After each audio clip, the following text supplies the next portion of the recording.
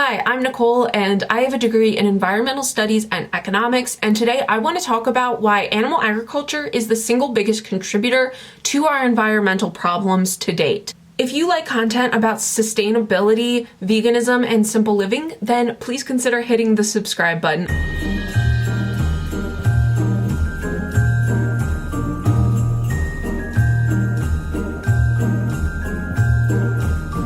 In environmental studies, we like to talk about this thing called a wicked problem. And wicked problems are essentially problems that are so big and vast and interconnected with everything else. Addressing one part of the problem will exacerbate another part of it. So something like poverty would be a wicked problem. One person cannot solve it, and it's so big and multifaceted that it's really unclear how to exactly go about solving the problem.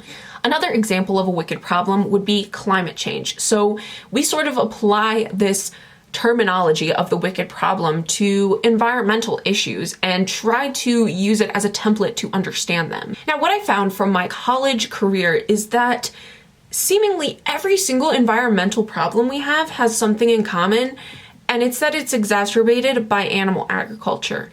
Everything from water insecurity, to land use, to climate change and greenhouse gas emissions, to pollution, to wildlife extinction.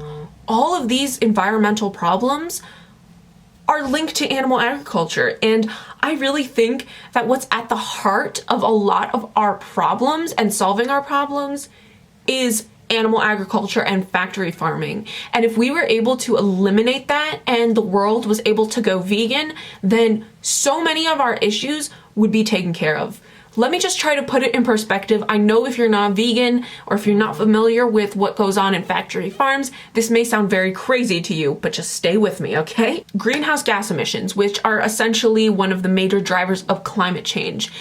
Animal agriculture is responsible for between 18 to 24% of global greenhouse gas emissions. That is equivalent, if not more than, the entirety of the transportation sector. Yet when we talk about climate change, the main thing that we usually think of is driving less or switching to an electric car. Why isn't it stopping eating animals when this is equally, if not more so, of a contributor to the problem? Animal agriculture is responsible for taking up 45% of the entirety of the Earth's land surface. So essentially, if you took all of the land on the Earth, almost half of it is dedicated solely to raising animals and their feed so that they can be killed and then eaten. Animal agriculture is also responsible for using 30% of the Earth's available fresh water. Meanwhile, every 1 in 10 people on the planet lack access to basic clean drinking water. In fact, if you were to compare 1 pound of beef to 1 pound of grain, it would take the equivalent of 60 bathtubs of water to produce 1 pound of beef and less than 1 bathtub of water in order to produce 1 pound of grain.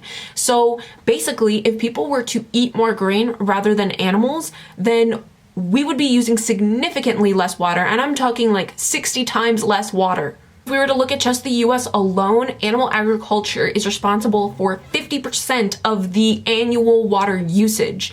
So we see the US as being so consumeristic and selfish, but it's not the people watering their lawns in the summer. It's the companies, it's big agriculture taking this water and using it to grow crops that are then fed to these poor animals or giving it to these poor animals who are then brutally slaughtered. Speaking of the US, 116,000 pounds of waste is produced by the animal agriculture industry every single second, just in the US alone. It's staggering the amount of impact that animal agriculture has on the environment. And I just hand selected a handful of statistics, but there's so many more out there. And the fact of the matter is that if you look at every single environmental issue, you will find that animal agriculture exacerbates it or is literally the leading cause of the problem. For example, I live in Maryland and our huge thing is the Chesapeake Bay.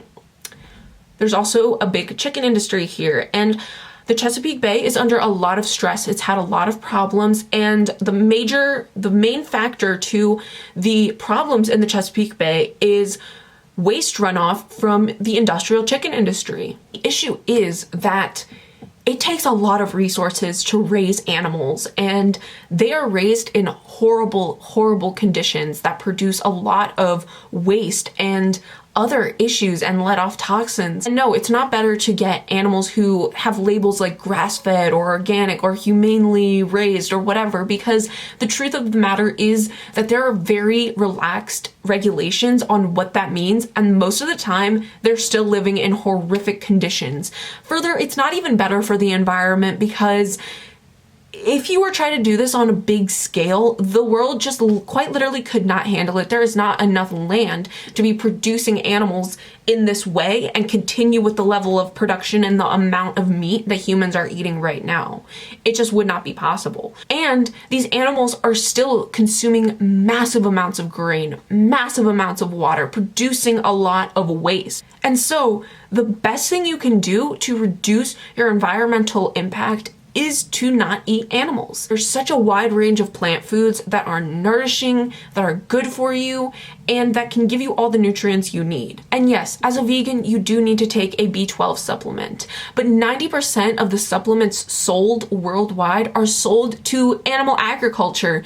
They are literally feeding these animals B12 supplements so that there's B12 in animal flesh, because there just wasn't anymore, because they're not eating their natural diets. They're not interacting with the dirt and the soil, which is where B12 comes from. So you can either take the B12 yourself and be vegan and eat delicious plant foods without the cruelty, or you can eat animals and get B12 from them even though they were fed a supplement. There's such a heavy environmental price to pay when we choose to eat animals, and it also is not beneficial for our health. Eating animals has been linked to several diseases, including cancer, diabetes, heart disease, which is the leading cause of death in the United States.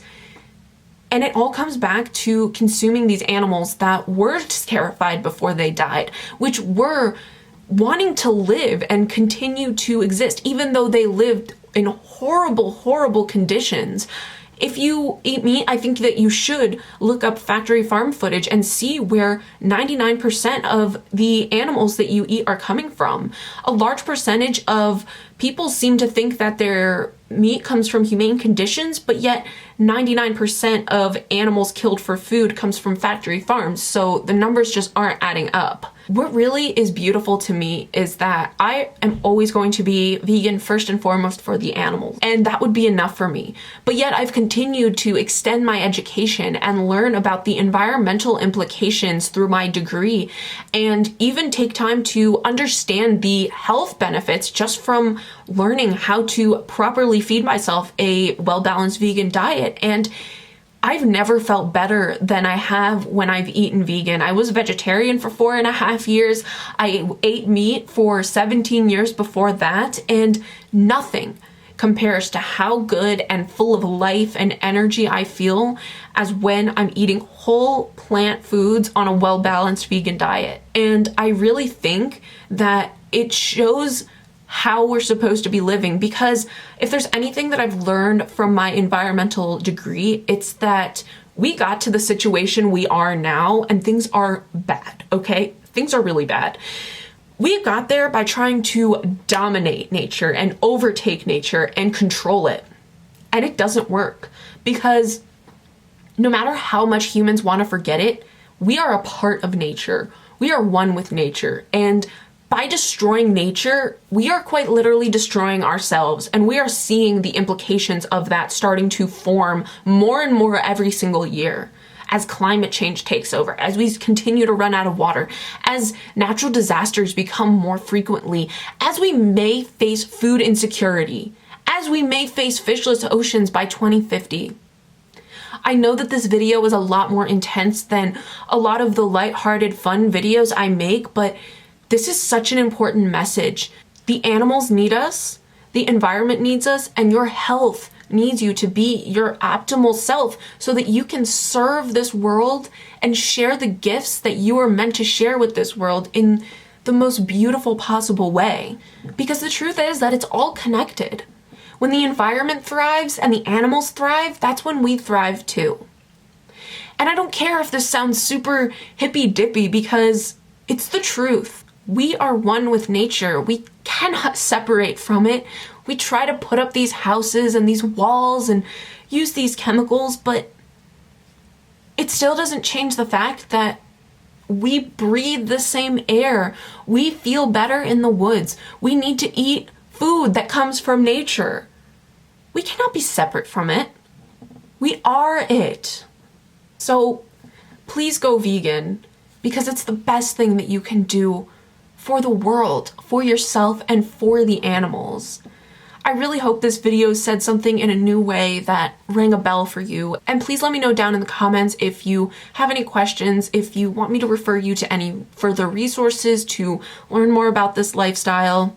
Thank you so much for making it through this entire video and being open-minded. It is people like you that we need in the world. So thank you so much and have a beautiful day.